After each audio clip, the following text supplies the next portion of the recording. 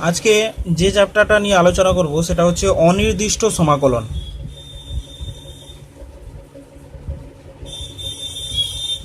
সমাকলন অনির্দিষ্ট সমাকলনের ক্ষেত্রে নাম শুনেই বুঝতে পারছো যে এর কোনো নির্দিষ্ট মান আসছে না, যে কারণে সমাকলনটা অনির্দিষ্ট সমাকলন বলা হচ্ছে। এবার এখানে অনির্দিষ্টতে সি একটা ব্যবহার করা হবে, ধ্রুবক একটা ব্যবহার করে, যেরকম তোমরা ভেদ ধ্রুবক ব্যবহার করতে, এখানে সেরকম সমাকলন ধ্রুবক ব্যবহার করা হবে। তাই অঙ্ক করার আগে আমরা অনির্দিষ্ট সমাকলনের ব্যাপারে একটু জেনে নিই। তোমরা অবকলন শিখেছ, অবকলনের ঠিক উল্টো প্রসেস হচ্ছে সমাকলন। সমাকলন তাহলে তোমরা কি শিখলে? অবকলনের উল্টো প্রসেস হচ্ছে সমাকলন। তাহলে প্রথমে আমরা দেখে নিই 1 নম্বর সূত্রর ক্ষেত্রে। তাহলে দেখো, ডেরিভেটিভের ক্ষেত্রে এ বেরিয়ে যেত, তাই না? Ddx of A F x function of F x. তার মানে কি হতো? ধ্রুবক রাশিটা বাইরে বেরিয়ে যেত। সি লিখতাম, বেশিরভাগ সি লিখতাম, সিটা বাইরে বেরিয়ে যেত। ডিডিএক্স অফ এফ এক্স এইভাবে থাকতো, এইভাবে অবকলন হতো, বা একে লেখা হতো কি c f dash of x. এই ডেরিভেটিভকে এফ ড্যাশ অফ এক্স এইভাবেও লিখে দেওয়া হতো। সমাকলনের ক্ষেত্রে ঠিক হবে কি সেটা একটু বলে দিচ্ছি কেমন করে করবে। তার মানে ডিডিএক্স অফ, তোমরা দেখলে ddx of F x equals two, আমি এটা ধরলাম সি অফ ফাই এক্স ধরে নিলাম। তাহলে এর ক্ষেত্রে সমাকলন কি করে বেরোচ্ছে? দেখো সমাকলন কি করে এসছে। আমি এক্ষুনি বললাম যে অবকলনের উল্টো প্রসেস হচ্ছে সমাকলন। তাহলে সমাকলনের ক্ষেত্রে দেখতে পাচ্ছ এই ডিএক্সটা এখানে গুণ হয়ে যাবে, এফ এক্স সমান সি অফ ফাই এক্স, এটা ডিএক্স, ডিএক্সটা এখানে হলো। এবার এই ডিটা যখন এপাশে আসবে, এই ডিটা যখন এপাশে এলো, তখন এটা সমাকলন চিহ্ন নিয়ে ধারণ করলো। তার মানে তোমরা বুঝতে পারলে যে অবকলন যেটা করা হচ্ছিল, অবকলন মানে যদি ধ্বংসাত্মক প্রক্রিয়া হিসেবে দেখো, তাহলে সমাকলন হবে গঠনমূলক প্রক্রিয়া। বুঝতে পেরেছ? তাহলে এখানে সিটা ধ্রুবক রাশি হওয়ার জন্য এখানে যেরকম বেরিয়ে গেছিল, এখানেও সি বাইরে বেরিয়ে যাবে, c of phi x dx হবে। তাহলে কি শিখলে? C of phi x dx. তাহলে এইভাবে তোমরা সূত্রগুলোকে নিজে থেকে বানানোর চেষ্টা করবে। তাহলে এই জন্য অবকলনটা জানাটা খুবই দরকার। 2 নম্বর সূত্রে চলে আসি। এখানে 2 নম্বর সূত্র। এবার এখানে সমাকলন শেষ হওয়ার পর এখানে পার্টিকুলার মান আসছে না, তাই একটা ধ্রুবক এ ব্যবহার করা হয়, বা সিও লেখা হয়। যেহেতু এখানে সি লিখেছি তাই সি না লিখে এখানে এ লিখলাম। এবার আমরা আরো একটা পরবর্তী সূত্রে চলে যাচ্ছি। দেখো বলেছে এফার integration derivation of f one x plus minus f two x equals to, ডেরিভেটিভগুলো কি হতো? আলাদা আলাদা হয়ে যেত, তাই না? ডেরিভেটিভগুলো যোগ আর বিয়োগ থাকলে ডেরিভেটিভগুলো আলাদা আলাদা হয়ে যেত। Plus minus ddx of f two x. তার মানে তোমরা লিখতে পারো, তাহলে তোমরা f one dash of x plus minus f two dash of x লিখতে পারো। এবার এখানে সমাকলনের ক্ষেত্রেও তাই ঘটনা ঘটবে। Integration f one x plus minus f two x dx আলাদা ফাংশনের ক্ষেত্রে, প্লাস মাইনাস দুটোর ক্ষেত্রে এই সূত্রটা খাটবে। তাহলে তোমরা লিখতে পারো সমাকলনও আলাদা আলাদা হয়ে যাবে, যেরকম অবকলন হয় সেরকম সমাকলনও হবে, এফ টু এক্স ডিএক্স। 3 নম্বর,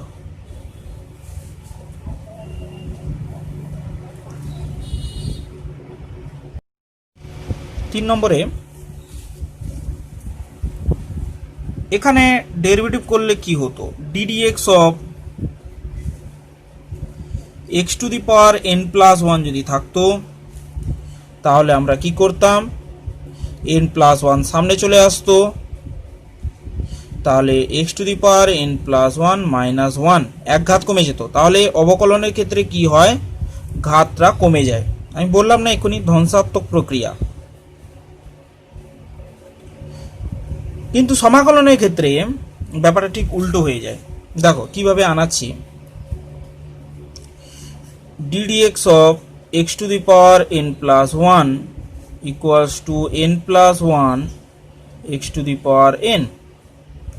তার মানে হচ্ছে বা d of x to the power n plus 1 equals to n plus 1 x to the power n dx, বা এখান থেকে তোমরা লিখতে পারো ডিটা এখানে সমাকলন হিসেবে চলে যাবে x to the power n plus 1 integration n plus 1 x to the power n dx, আর একটা ধ্রুবক c বসবে প্লাস, তাহলে n প্লাস 1 ধ্রুবক হওয়ার জন্য বেরিয়ে এলো, তাহলে integration x to the power n dx। এবার এই সিটাকে এপাশে পাঠিয়ে দাও, n plus 1 x to the power n dx, x to the power n plus 1 minus of c। এবার এটাকে x to the power n dx K n plus 1 কে ভাগ করে দাও, x to the power n plus 1 minus of c n plus 1। তাহলে এখান থেকে তোমরা পাচ্ছ কি, তাহলে এটা এলো, বা integration x to the power n dx equals to x to the power n plus 1 by n plus 1 plus c dash, মানে minus c by n plus 1 কে c ড্যাশ ধরে নিলাম। তাহলে তোমরা বুঝতে পারলে যে integration x to the power n এখানে কি সূত্র এলো, এখানে ডেরিভেশন হলে কি ছিল, ইন্টিগ্রেশন হলে এখানে কি সূত্র এলো তোমরা বুঝতে পারলে। তাহলে সমাকলন তোমরা বুঝতে পারলে যে অবকলন আর সমাকলন পরস্পর বিপরীত প্রক্রিয়া।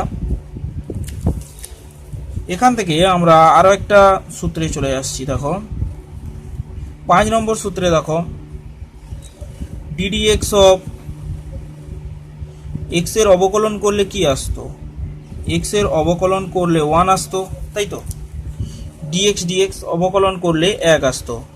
তার মানে এখান থেকে আমরা লিখে ফেলতে পারি dx সমান dx, বা x সমান integration dx plus c dash লিখে দাও, বা এবার ইন্টিগ্রেশন dx সমান x minus of c dash, এটা এলো। তাহলে ইন্টিগ্রেশন 1 dx তাহলে কত এলো, x, এটাকে যদি প্লাস c করে দাও, c সমান মাইনাস c ড্যাশ। তার মানে বুঝতেই পারছো ডেরিভেশন থেকে কি করে ইন্টিগ্রেশন আনানো হয়। এইভাবে তোমরা যতগুলো যে সূত্র আছে অবকলন থেকে সূত্রগুলো বানিয়ে ফেলতে পারবে যদি বাই চান্স ভুলে যাও তো। এরপরে আর সূত্রটা আসছি, তোমরা এগুলো সংক্ষিপ্তকরণ থেকে পেয়ে যাবে। আমি সংক্ষিপ্তকরণ দেখে দেখেই পরপর করাচ্ছি, তোমরা এই সংক্ষিপ্তকরণ দেখেই করার চেষ্টা করবে, নিজে থেকে কিছু কিছু করবে। 6 দাগে অবকলন করলে কি আসতো, log x এর অবকলন করলে ddx অফ, এখানে প্রায় mod x প্রায় দেখতে পাবে, কারণ হচ্ছে তোমাদের ক্লাসে mod x টা ঋণাত্মক হলে হবে না, mod x টা ধনাত্মক হতে হবে। তাহলে এক্ষেত্রে কি হতো, mod x টাকে এমনিভাবে যদি লিখে দাও, যদি সিম্পলি লেখো, একে পজিটিভ ধরেই করতে হবে, তোমাদের ক্লাসে পজিটিভটাই আছে, সুতরাং এখানে mod x লেখা হয় না, অনেক সময় বইতে দেখতে পাবেন না mod x লিখেছে। তাহলে log x এর ডেরিভেটিভ কি হতো, 1/x। এখানে তাই দেখতে পারো যে এর সমাকলন কি হবে, তাহলে আমরা এখান থেকেই লিখে ফেলতে পারি ddx of log of x equals to 1/x, dx টা এখানে মাল্টিপ্লাই হবে। যারা বুঝতে পারছো না তারা বারবার করে দেখো, আমি একই পদ্ধতি ফলো করছি। এই ডিটা এখানে যখন আসবে সমাকলন হয়ে এখানে যাবে ডিএক্স বাই এটা প্লাস সি, তার মানে প্লাস সি ড্যাশ ধরে নাও। তাহলে integration dx by x equals to log of x minus of c dash log of x plus c. এটা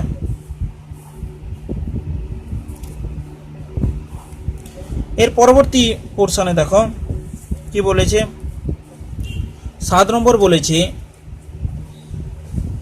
ddx of e to the power m x. তাহলে এটা কি হয়, ডেরিভেশন করলে সবসময় গুণ হয়, e to the power m x হয়, m e to the power m x. তাহলে অবকলন করলে অবশ্যই ভাগ হবে। তাহলে এই প্রক্রিয়াটাকে আমি বোঝাবো কি করে, দেখো এখানে ডেরিভেশনটাকে লিখে ফেলছি d d x of e to the power, এখানে ডিএক্সটাকে গুণ করে দেবো m e to the power m x dx, বা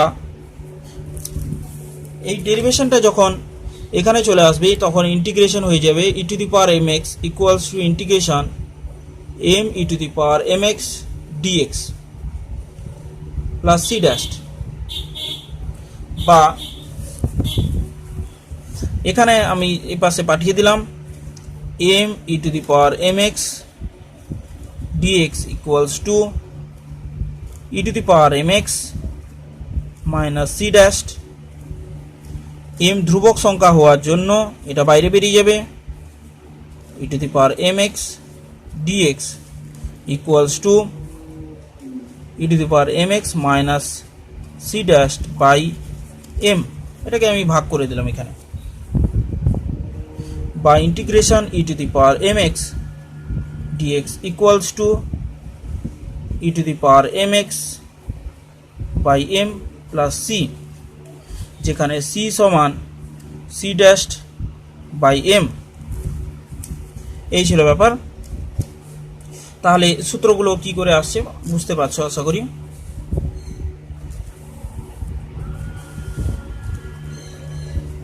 আটের দাগ এখানে এবার আসছে, দেখো ই টু দি পাওয়ার এক্স এর ক্ষেত্রে ইন্টিগ্রেশন আর দেখানোর দরকার নেই। ই টু দি পাওয়ার এক্স এর এখানেই আমি বলে দিচ্ছি এম এর মান 1 যদি করে দাও, এম সমান যদি 1 করে দাও, e to the power x dx equals to e to the power x plus c, m এর মান 1 বসিয়ে দাও সব জায়গায়, তাহলে পরবর্তী সূত্রটা পেয়ে যাচ্ছ। আমি 9 নম্বর সূত্রে চলে যাচ্ছি। সংক্ষিপ্তকরণ দেখো, সংক্ষিপ্তকরণ থেকেই দেখেই করাচ্ছি আমি তোমাদের। Integration a to the power m x, তাহলে আগে ডেরিভেশনটা আমাদের বুঝে নিতে হবে, তাহলে আমি সমাকলনটাও করতে পারবো। A to the power m x, তাহলে এর ডেরিভেশন কি হয়, এর ডেরিভেশনটা হবে a to the power m x into এর এমটা থাকবে ইন্টু এ, যেহেতু এটা একটা ধ্রুবক সংখ্যা তাই একটা লগ এ থাকবে। তাহলে আমরা শিখলাম এম লগ অফ এ। ডেরিভেশনের সূত্র কি হলো, ডিডি এক্স অফ, এই যে এক্স এর সহগ এম ছিল তাই এম এলো, আর এ থাকার জন্য লগ অফ এ এলো। তারপর তাহলে আমরা এখান থেকে লিখতে পারি কি, ডেরিভেশন থেকে কি করে সমাকলনে চলে যাচ্ছি, দেখো d of a to the power m x, a to the power m x m log of a d x, বা ডিটা যখন এখানে আসবে তা সমাকলন হয়ে যাবে a to the power m x equals to integration a to the power m x m log of a d x. যখনই সমাকলনটা উঠে গেল তখনই তার সঙ্গে সঙ্গে সি বসে যাবে, বুঝলে তো, তখনই তার সঙ্গে সঙ্গে সি বসবে প্লাস সি ড্যাশ। তাহলে সি ড্যাশকে পাশে পাঠিয়ে দাও, ইন্টিগ্রেশন এটাকে আমি লিখে ফেলি M log of a integration a to the power mx dx equals to a to the power mx minus c dashed integration a to the power mx dx equals to a to the power mx minus c dashed by m log of a। তার মানে হচ্ছে এটা a to the power mx by m log of a plus c. তাহলে c মানে বুঝতে পারছো, c সমান minus c dash by m log of a. তাহলে সূত্রটা তোমাদের সামনে চলে এলো, এইভাবে সূত্রগুলো এসছে। এরপর আছে এ টু দি পাওয়ার এক্স এ হয়ে গেল। এবার 11 দাগের সূত্রটা দেখো, এম এর জায়গায় 1 বসিয়ে দিবে, তাহলে 10 নম্বর সূত্রটা পেয়ে যাবে। 11 দাগে যে প্রবলেমটা দেওয়া আছে সেগুলো দেখো কি করে হচ্ছে। তাহলে সাইনের ক্ষেত্রে আমরা জানি কি dd x of cos of m x কি হয়, কস অফ এম এক্স কি হয় প্রথমে সেটা জেনে নিতে হবে। তাহলে হবে মাইনাস সাইন এম এক্স, এবং এক্সের সহগ এম থাকার জন্য এখানে এম হবে। এবার এটাকে আমি সমাকলনের ফরম্যাটে নিয়ে আসব। তাহলে dd x of cos of m x equals to minus m sine of m x. তাহলে ডিএক্সটা এখানে গুণ করে দাও, ডিএক্স বা ডিটা এখানে এলে cos of m x minus m বেরিয়ে গেল, integration sine of m x, ধ্রুবক তাই ইন্টিগ্রেশনের বাইরে বেরিয়ে গেল, ডিএক্স প্লাস মাইনাস সি ধরে নিলাম। তোমরা যেটা ইচ্ছা খুশি ধরতে পারো, এটা অসুবিধা কিছু নেই।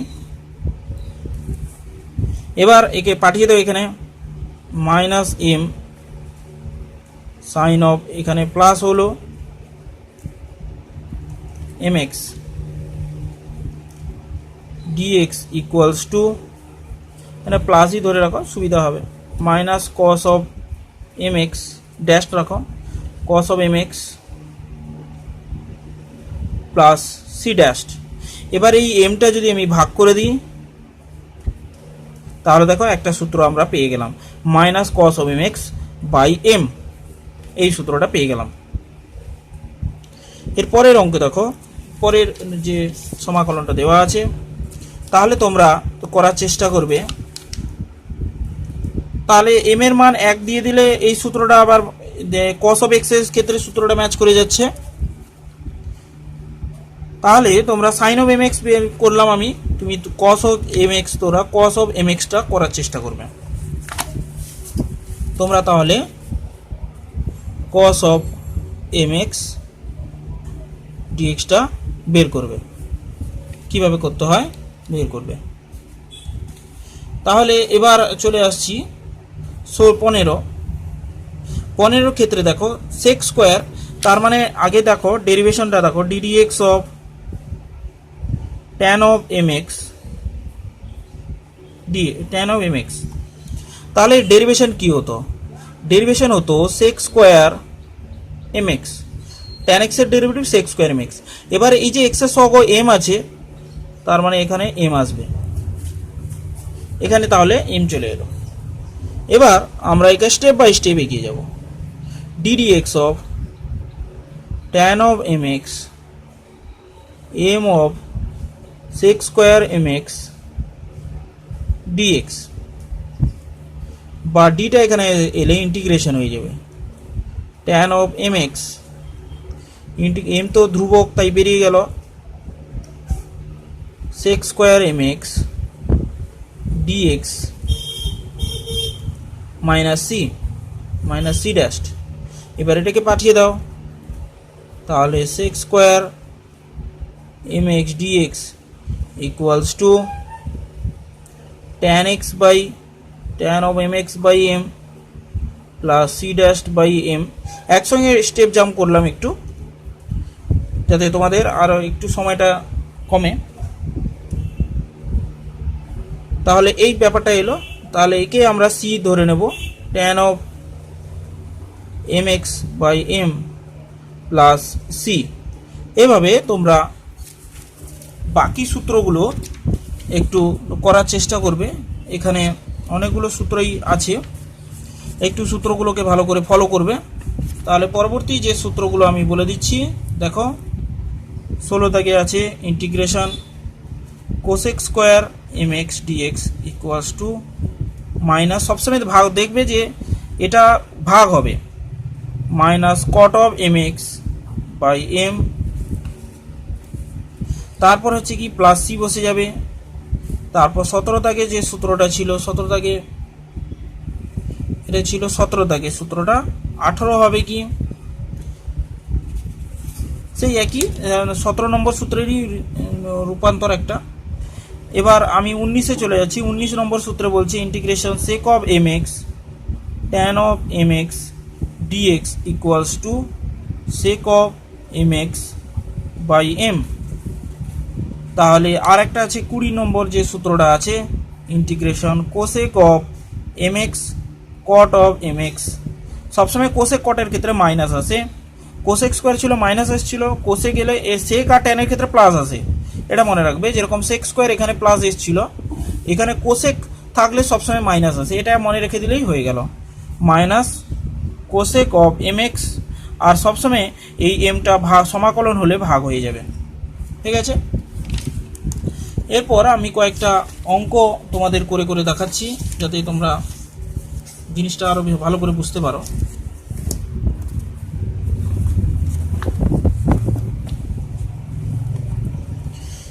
এমসিকিউগুলো ওই সূত্রগুলোই আছে, তোমরা 2 নম্বরে যে অঙ্কগুলো, এই অঙ্কগুলো করার দরকার নেই, এগুলো সব সূত্রের ব্যাখ্যা দিয়েছে।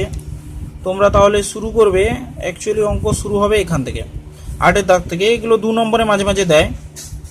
তোমরা সমাকলনের সংজ্ঞার সাহায্যে ওয়াইকে এক্সের অপেক্ষক রূপে প্রকাশ করো, ওয়াইকে এক্সের অপেক্ষক রূপে প্রকাশ করে, এগুলো মাঝে মাঝে 2 নম্বরে দিয়ে দেয় বা এমসিকিউ দিয়ে দেয়। তাহলে এই অঙ্কগুলো দিয়ে তোমাদের শুরু করছি।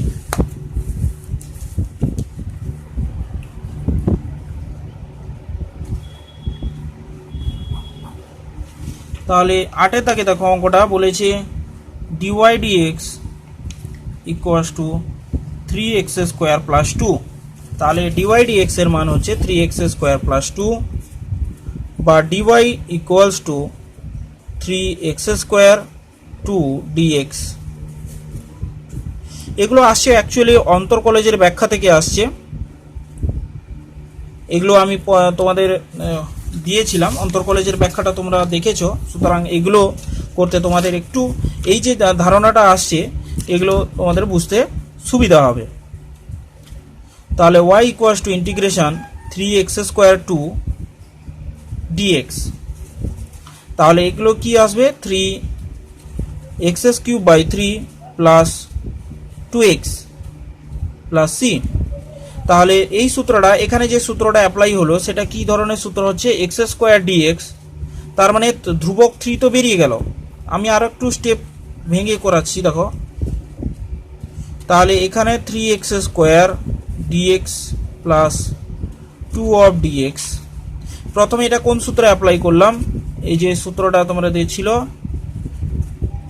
f of x f1x integration f1x plus f2x এর যে সূত্র ছিল সেই সূত্র অনুযায়ী প্রথমে আলাদা করলাম, তারপর 3 ধ্রুবক হওয়ার জন্য বাইরে বেরিয়ে গেল x স্কোয়ার dx, 2 ধ্রুবক হওয়ার জন্য বাইরে বেরিয়ে গেল dx, হয়েছে। আর এখানে তো সিটা প্রথম থেকেই বসে যাবে। এই সি বসানো নিয়ে অনেক মতপার্থক্য আছে।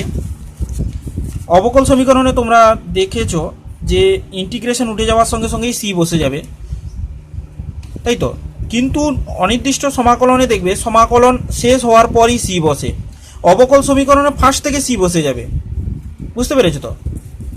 সুতরাং অনেক কন্ট্রোভার্সি আছে এটাকে নিয়ে, সিটা কোথায় বসানো হবে। অবকল সমীকরণের ক্ষেত্রে তাহলে ফার্স্ট স্টার্টিং থেকে হয়ে যাচ্ছে। সিটাকে বিশেষ করে তো এতটাও গুরুত্ব কেউ দেয় না, তবু তোমরা একটু প্রথম থেকে দেওয়ার চেষ্টা করবে যাতে সমাকলনে, অনির্দিষ্ট সমাকলনে সমাকলন শেষ হওয়ার পর, আর অবকল সমীকরণের ক্ষেত্রে ফার্স্ট থেকে। অবকল সমীকরণে যেহেতু ইন্টিগ্রেশন এখানে চলে আসছে তাহলে সিও এখানে বসে যাবে। কিন্তু অনির্দিষ্ট সমাকলন যখন অঙ্কগুলো ম্যাথগুলো ধরবে, এটা তো অবকল সমীকরণের মতো হইল, তাই এটা ফার্স্ট থেকে সি বসছে। তোমাদের যখন আরও পরে অঙ্কগুলো দেখাবো তখন আরও বিষয়টা ভালো করে ক্লিয়ার হবে।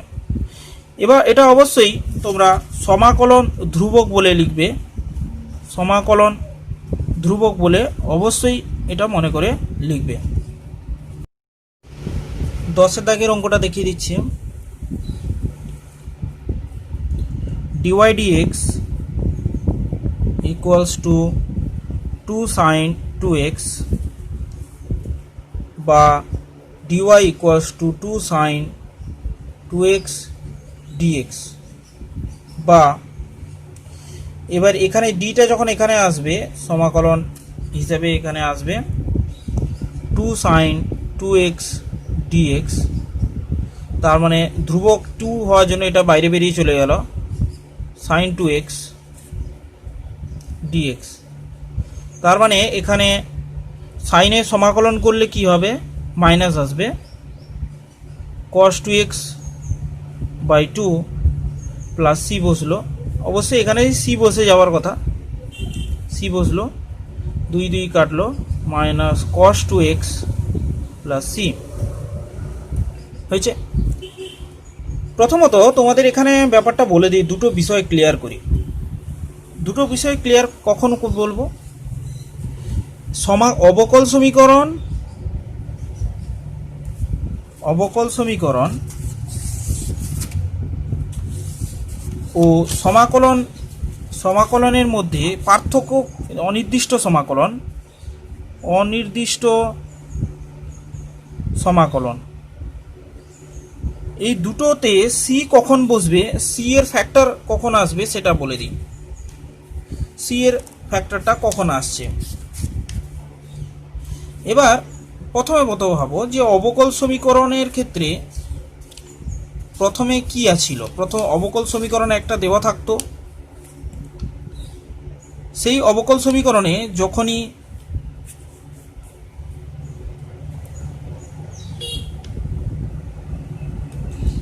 সি এর ব্যবহারটা হতো তখন দেখবে যে সমাকলন প্রায় শেষ যখন হয়ে যাচ্ছে তখন থেকেও দিতে পারো। এবার কিছু কিছু বইতে প্রথম থেকেও দেওয়া থাকে, সেই বিষয়গুলো একটু ভালো করে তোমাদেরকে নোট করে রাখতে হবে।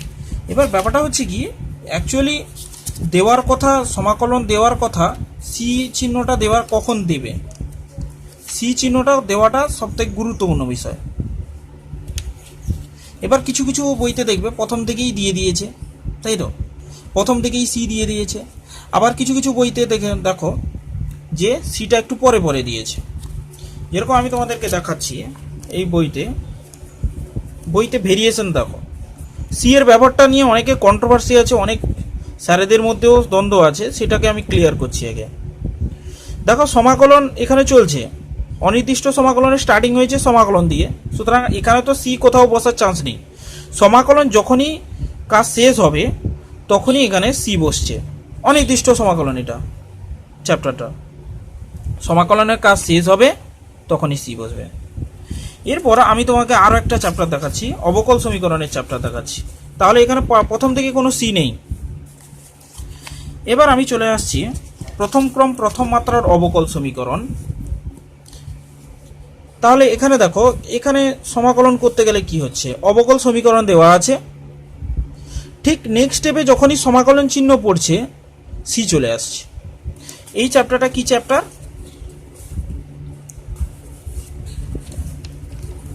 প্রথম ক্রম প্রথম মাত্রার অবকল সমীকরণ চ্যাপ্টার। তাহলে তোমরা এখানে ব্যাপারটা ক্লিয়ার হলে যে সি এর ব্যাপারটা কোথায় হচ্ছে, সমাকলন চিহ্ন যখনই চলে আসছে তার সঙ্গেই সি চলে আসছে, এটাই আসার কথা। অনির্দিষ্ট সমাকলনে কি হচ্ছিল, সমাকলন শেষ করার পরই সি আসছিল, এখানে প্রথম থেকেই সি চলে এসছে, এটা ছিল বেসিক পার্থক্য। আবার আরেকটা যখন চ্যাপ্টার দেখাচ্ছি তোমাদেরকে, পরের চ্যাপ্টার নিয়ে যাচ্ছি, একমাত্রিক অবকল সমীকরণ। এখানে সমাকলনে সি এর ব্যাপারটা দেখো, একটু দেখবে বিষয়টা। এখানে সি, এখান থেকে এটা যখন সমাকলন তুলছে তখন সি, এখানে সি এসে যাওয়ার কথা, কিন্তু এখানে সি দেয়নি, দিয়েছে কোথায়, সি দিয়েছে সমাকলন দিয়েছে, তারপর শেষে সমাকলনের কাজ শেষ করার পর সি দিয়েছে। তাহলে এখানে বইয়ের মধ্যেই তুমি দেখতে পাচ্ছ যে এখানে কন্ট্রোভার্সিয়াল ব্যাপার আছে, যে সি কোথায় দেওয়া হবে না দেওয়া হবে, বই এখানে ক্লিয়ার করেনি বিষয়টাকে। সমাকলন শেষ করার পরই সি অনেক জায়গায় দিচ্ছে। এখানেও দেখো এই যে অবকল সমীকরণটা আছে, উভয় দিকে সমাকলন চাপানো হয়েছে। প্রথমে সমাকলনটা করা হয়েছে, তারপর সি লাস্টে সি দিয়েছে। তাহলে তোমরা তিনটে চ্যাপ্টার দেখলে তিনটে চ্যাপ্টারে সি এর ব্যবহার ভিন্ন ভিন্ন আছে, তাই তো। এখানেও দেখতে পারো আরো কিছু কিছু অঙ্ক তোমাদের দেখাচ্ছি। এই যে চ্যাপ্টারটা দেখো, এখানে ডেরিভেশন, এখানে সমাকলন উঠে যাওয়া মানে কি, এখানেই সি চলে আসার কথা, সমাকলন উঠছে তার মানে এখানেই সি এসে যাওয়ার কথা, কিন্তু এখানে সি না দিয়ে এ পরে সি দিয়েছে। দেখো সমাকলন কাজ শেষ করে দিয়েছে। কিন্তু আবার দেখাচ্ছি একমাত্রিক অবকল সমীকরণের ক্ষেত্রে প্রথম ক্রম প্রথম মাত্রার অবকল সমীকরণ উদাহরণ অঙ্ক দেখো, এখান থেকে এখানে সমাকলনে যাওয়ার সময় কে দিয়ে দিয়েছে। সুতরাং বইতেই ব্যাপারটা ক্লিয়ার নেই। তাহলে তোমরা কোনো একটা ডিসিশনে তোমাদের আসতে হবে। তোমরা করবে কি, অবকল সমীকরণ যখন দেওয়া থাকবে, অবকল সমীকরণের ক্ষেত্রে কি করবে, y ইকুয়াস টু ধরো dy dx equals to fx আছে, আর অনির্দিষ্ট সমাকলন এখানে ধরো fx আছে। সমাকলন ধরো শেষ হয়েছে, ধরো এখানে fx সমান phi dash of x, phi dash of x, তাহলে এখানে phi dash of x dx সমান phi x প্লাস c। সমাকলনের কাজ শেষ হওয়ার পর c এসছে, এখানেও তাই হওয়ার কথা। এখানে অবকল সমীকরণের ক্ষেত্রে ফার্স্ট থেকেই দিয়ে দেয়, বুঝতে পেরেছো তো। dy সমান fx dx, বা ডিটা যখন এখানে উঠে চলে এলো তখনই অবকল সমীকরণের সি বসিয়ে দেবে, বুঝলে তো। যেহেতু এটা ব্যালেন্স হচ্ছে, প্রথম থেকেই ব্যালেন্স হচ্ছে, সুতরাং সি এখানে বসিয়ে দেবে। যদিও এখানে কোনো রকমের কোনো প্রবলেম থাকে তাহলে এই সি এর সঙ্গে অ্যাড হয়ে যাবে, বুঝতে পেরেছ। সুতরাং সি ব্যাপারটা এমন একটা ব্যাপার, অনির্দিষ্টর ক্ষেত্রে বইতেও বিষয়টা ক্লিয়ার নেই। আমি তোমাদের তিনখানা চ্যাপ্টার দেখলাম, তোমরা আর একবার রিসার্চ করবে বিষয়টা নিয়ে, যে সিটা কেন এরকম করছে, সি এর ব্যাপারটা কেন ক্লিয়ার করেনি, সেটা হচ্ছে ব্যাপার। অবকল সমীকরণে তাহলে দেখবে এখানে অবকল থেকে যখন সমাকলনে আসছি তখনই ত্রুটি চলে আসছে, সি ত্রুটি চলে আসছে, এই জন্য অবকল সমীকরণ ফার্স্ট থেকে ব্যাপারটা আসবে। আর অনির্দিষ্ট সমাকলনের ক্ষেত্রে সমাকলন শেষ করার পরই সি বসাবে। সমাকলন এখানে শেষ হবে, শেষ হয়ে সমাকলনের কাজ শেষ হয়ে যাবার পর সি আসবে। তাহলে এইভাবে বিষয়টাকে তোমরা ভাববে অবকল সমীকরণে। তাহলে ফার্স্ট থেকে যখনই ডেরিভেশন উঠে সমাকলন আসবে তখনই সি বসে যাবে। এই ছিল ব্যাপার। এছাড়া আরও কিছু কিছু অঙ্ক দেখাচ্ছি তোমাদের। এখানে আমি 12 দাগের অঙ্কটা একটু দেখাচ্ছি, দেখো 12-13 দেখিয়ে দিচ্ছি। তোমরা এই অঙ্কগুলো যতগুলো পারবে করে রাখবে। 13 দাগের অঙ্কতে 2/4 root of x³ এটা আছে, ইকুয়ালস টু ইন্টিগ্রেশন। এখানে যদি ইন্টিগ্রেশন দিয়ে দাও তাহলে 2 ধ্রুবক হওয়ার জন্য বাইরে বেরিয়ে চলে গেল, dx by x³ 3/4 equals to 2 into integration x³ -3/4 dx equals to 2 into x³ -3/4 plus of 1 -3/4 plus 1 plus c। তার মানে এখানে হলো 1 এর 4, এখানে 4 উল্টে গেলে 8, তাহলে x⁴ প্লাস c। তাহলে সমাকলনের কাজ শেষ করার পরই c বসিয়েছি। বিভিন্ন শিক্ষকের দ্বারা বিভিন্ন মতামত আছে এই বিষয় নিয়ে। সমাকলনের কাজ শেষ করার পর আমি তো সমর্থন করি সমাকলনের কাজ শেষ করার পরই সি বসাতে। আর অবকল সমীকরণে ফার্স্ট থেকে যখনই সমাকলন ডেরিভেশন উঠে সমাকলন আসবে তখনই সি বসানোর জন্য প্রেফার করি, তাতে সব পক্ষ সন্তুষ্ট হবে। না হলে এরকম কন্ট্রোভার্সি থাকবে, এ স্যার অন্য বলবে, সে স্যার অন্য বলবে, এত ঝামেলার মধ্যে থাকার দরকার নেই তোমাদের। সুতরাং বিষয়টাকে আরও ভালো করে ভাবলে মনে থাকবে তোমাদের। এরপর আমি আরও একটা 17 দাগের অঙ্কটা দেখিয়ে দিচ্ছি। আচ্ছা, 16 দাগের অঙ্কটার ক্ষেত্রে কি করবে, প্রথমে গুণ করে ফেলবে x + 3, এটা করে দিচ্ছি। 16 দাগটা দেখো, x square minus 5 dx equals to, এখানে গুণ হয়ে যাবে এক্স কিউব মাইনাস 5x, এখানে হবে কি 3x স্কোয়ার মাইনাস 15 ডিএক্স এলো। তাহলে এক্স কিউব মাইনাস 5x, এটা 3x স্কোয়ার, এটা তারপর এখানে সমাকলন করে দাও। তাহলে এক সমাকলনের ক্ষেত্রে আমি বলেছি যে ঘাত বাড়বে, x⁴/4 minus 5x square by 2, তাহলে 3x cube by 3 minus 15x, সমাকলনের কাজ শেষ, তাই এখানে সি বসবে। দেখেছো তো, আমি সি বসানো ফার্স্ট থেকে সি বসিয়ে দিইনি, সি বসানোর ইন্টিগ্রেশন কাজ শেষ হয়েছে, তারপরেই সি বসিয়েছি। তোমরা অনির্দিষ্ট সমাকলনের ক্ষেত্রে এইভাবে করবে, অবকল সমীকরণের ক্ষেত্রে ফার্স্টে বলে দেবে। আমি বারবার তোমাদেরকে বিষয়টাকে ক্লিয়ার করার চেষ্টা করছি। এরপর দেখো 18 দাগের অঙ্কটা একটা দেখো, 18 দাগের অঙ্ক। এই 18 দাগের অঙ্ক করার জন্য তোমাদেরকে লগারিদমের একটা সূত্র জানতে হবে।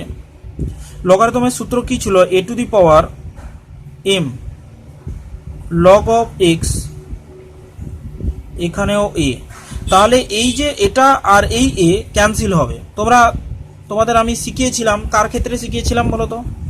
ত্রিকোণমিতির বিপরীত বৃত্ত অপেক্ষকেও শেখানো হয়েছিল। লগারিদমে যারা ফার্স্টে ক্লাস করেছিল তাদের বলেছি। তাহলে x এর এই জায়গাটা দখল করবে, তাহলে হবে x⁴m হবে। তার মানে এখানে এই সূত্রটাকে কেয়ারফুলি দেখবে। আর ম্যাথমেটিক্সের ক্ষেত্রে সবসময় বেস ই ব্যবহার করা হয়। যদি তোমরা দেখতে পাও যে লগ, সিম্পল লগ লেখা আছে, তার মানে বেস ই। তাহলে কারণটা হচ্ছে নেপিয়ারের লগারিদম হওয়ার জন্য, এটা হচ্ছে নেপিয়ারের লগারিদম। নেপিয়ারের যে লগারিদম হয় তার জন্য বেস ই থাকে সবসময়ের জন্য। হলো? তাহলে আমি অঙ্কটা দেখাই, 18 দাগের অঙ্কটা। তাহলে এই যে এক্সটা এই জায়গাটা দখল করবে। যদি এরকম দেওয়া থাকে তোমাদের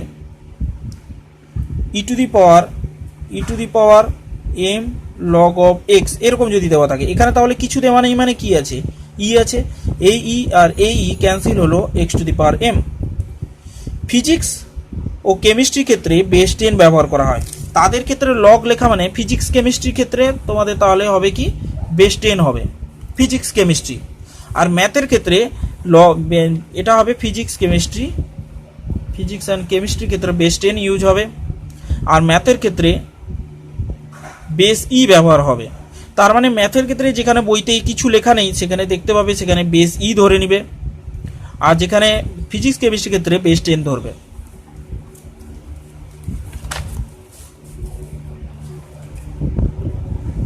আঠারো থেকে এখানে বলছে integration e⁴ log of x dx। তার মানে এখানে কিছু নেই, মানে কি আছে? ই আছে, এই ই ক্যান্সেল হলো, তার মানে x এই জায়গাটা দখল করবে, x³ dx। তার মানে হলো x⁴/4 প্লাস c, এটা হলো x⁴/4 প্লাস c। তাহলে এইভাবে তোমরা যতটা সম্ভব অঙ্ক করে রাখার চেষ্টা করবে।